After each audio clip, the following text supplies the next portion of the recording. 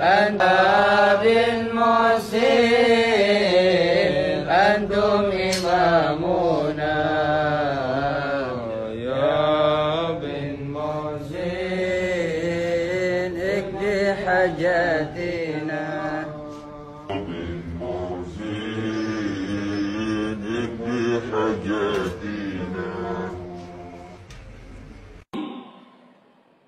adalah orang-orang yang berdoa meminta kepada selain Allah. Kenapa mereka masih minta? Di Indonesia ini masih banyak nggak orang yang berdoa meminta kepada selain Allah? Banyak. Mereka datang ke kubur-kubur yang dianggap kubur wali songo dan kuburan yang dianggap keramat oleh mereka, kuburan yang kata mereka mengandung barokah. Nggak ada dalam Islam kuburan yang keramat, kuburan mengandung barokah, nggak ada di muka bumi, tidak ada sama sekali, nggak ada. Kemudian mereka datang ke sana. Seandainya mereka orang soleh, betul orang soleh, nggak bisa mereka mengabulkan doa. Nggak bisa. Mereka mendengar pun nggak bisa. Seandainya mereka mendengar kata Allah, nggak bisa menjawab. Kan di sini Allah sebutkan di sini, "Man la yastajibu lahu nggak bisa menjawab, nggak bisa mengabulkan sampai hari kiamat. Makanya kebodohan yang paling bodoh dan kesesatan yang paling sesat orang-orang yang datang berbondong-bondong ke kubur para wali untuk minta di sana. Kalau ziarah kubur boleh. Perhatikan ini, jangan salah paham. Tolong perhatikan, dengarkan baik-baik. Jangan salah paham. Kalau ziarah kubur ke kuburan kaum muslimin boleh.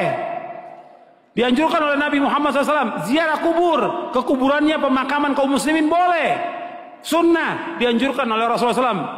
Kata Nabi, kuntu nahaitukum an ziyaratul kubur fazuruha fa inna tudzakirukumul akhirah. Kata Nabi, aku pernah melarang kalian untuk ziarah kubur. Sekarang boleh kamu ziarah kubur, karena ziarah kubur mengingatkan kalian kepada akhirat.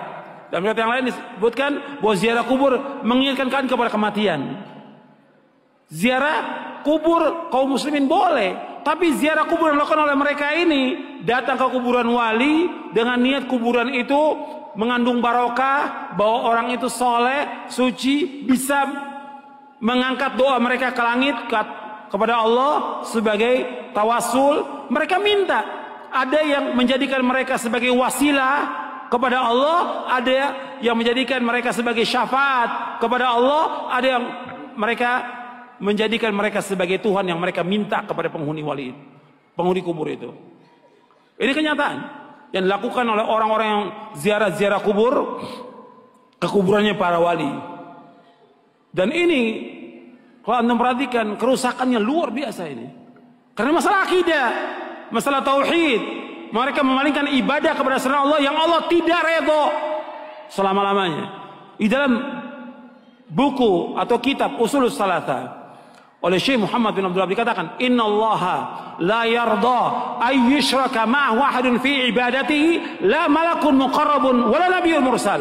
Allah tidak redha selama-lamanya apabila Allah disekutukan dengan makhluknya, apakah dengan malaikat yang dekat atau dengan nabi yang diutus. Allah nggak redha. Maksudnya kalau ada orang yang berdoa meminta kepada malaikat Jibril, minta kesembuhan, minta rezeki, minta dimudahkan urusan, Allah nggak redha. Karena malaikat Jibril nggak bisa mengabulkan doa yang mengabulkan doa Allah. Atau kepada nabi yang diutus, orang datang ke kuburannya Nabi Muhammad SAW, minta kepada Nabi Muhammad SAW supaya dimudahkan rezekinya, supaya dimudahkan jodohnya, supaya dagangannya laris, supaya segala macam. Allah nggak redho, nggak redho. Kenapa? Doa itu wajib dipanjatkan dan hanya ditujukan kepada Allah saja, tidak kepada yang lain. Allah nggak redho. Hatta kepada orang yang paling soleh, Nabi Muhammad SAW, orang datang kepada kuburan beliau minta, Allah nggak redho. Makanya nggak ada seorang sahabat pun yang datang ke kuburan Nabi untuk minta sesuatu, tidak ada. Tidak ada seorang sahabat pun radhiyallahu anhum ajmain yang datang ke kuburan Nabi untuk minta sesuatu, tidak ada sama sekali.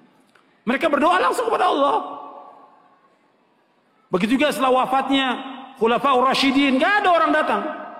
Tapi belakangan di abad kedua, ketiga mulai, siapa yang melakukan pertama kali penyembahan kepada kubur yang dikeramatkan pertama kali di muka bumi? Syiah. Pertama kali, laknatullah alaihim. Pertama kali Syiah yang menyesatkan kaum muslimin. Mereka katakan kubur imamnya, kemudian kubur Husain mereka sembah.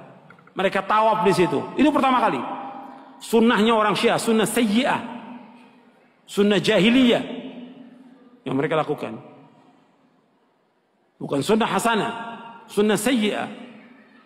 Mengajak orang untuk menyembah kubur. Setelah itu diikuti oleh apa? Diikuti oleh yang kedua, torekot sufiyah. Yang pertama Syiah, lanatullah alaihim. Yang kedua torekot sufiyah, menganggap bahwa gurunya, syekhnya sebagai wali, sudah mencapai tingkatan yang paling tinggi. Sampai datang, sampai syekhnya mengatakan di buku-buku mereka, di kitab mereka, kalau kamu mengalami kesulitan, kesusahan, dan saya sudah mati, kamu datang ke kubur saya, kata mereka begitu. Ini sesat dan menyesatkan kaum muslimin. Anda melihat sekarang tambah banyak orang yang pertama kali mulai kuburan itu disembah, kemudian dibangun kubur di dalam masjid. Itulah orang-orang Syiah. Nggak akan bertemu dalam Islam antara kuburan dengan masjid selama-lamanya, tidak akan ketemu dalam Islam. Adapun kuburan Nabi SAW itu di luar masjid. Kemudian pada khalifah zaman Abdul Malik dibongkar, dimasukkan, dan sahabat sudah mengingkari yang masih hidup pada zaman itu. Nggak bisa bersatu dan beda kuburan Nabi. Karena apa? Nggak mungkin kuburan Nabi akan dibongkar, dipindahkan ke Baqi, nggak mungkin. Karena Nabi nggak mau. Kalau di Baqi akan disembah oleh manusia. Makanya Nabi dibedakan khusus untuk Nabi, dikuburkan di tempat itu dengan dua sahabatnya, Abu Bakar dan Umar. Adapun kuburan yang lain nggak boleh, nggak bisa bersatu antara masjid dengan kuburan selama-lamanya. Yang pertama kali Syiah. Karena ini perbuatan siapa? Perbuatannya orang-orang Yahudi dan Nasrani. Maka 5 hari menjelang wafatnya Rasulullah mengatakan, la'natullahi 'alal yahudi wan nasara ittakhadhu qubur anbiya'i masajid wa ana anhaakum an dzalik. Mudah-mudahan, kata Nabi SAW, 5 hari menjelang wafat, mudah-mudahan Allah melaknat orang Yahudi dan Nasrani karena mereka menjadikan kubur Nabi mereka sebagai tempat ibadah. Aku larang kalian jangan melakukan seperti mereka. 5 hari menjelang wafat, 5 hari. Terus Nabi ingatkan umatnya, jangan seperti Yahudi, jangan seperti Nasrani yang mereka menjadikan kubur Nabi mereka sebagai tempat ibadah. Aku larang. Kuburan bukan tempat ibadah, kuburan. Dan gak boleh melaksanakan perjalanan ke makam-makam, gak boleh.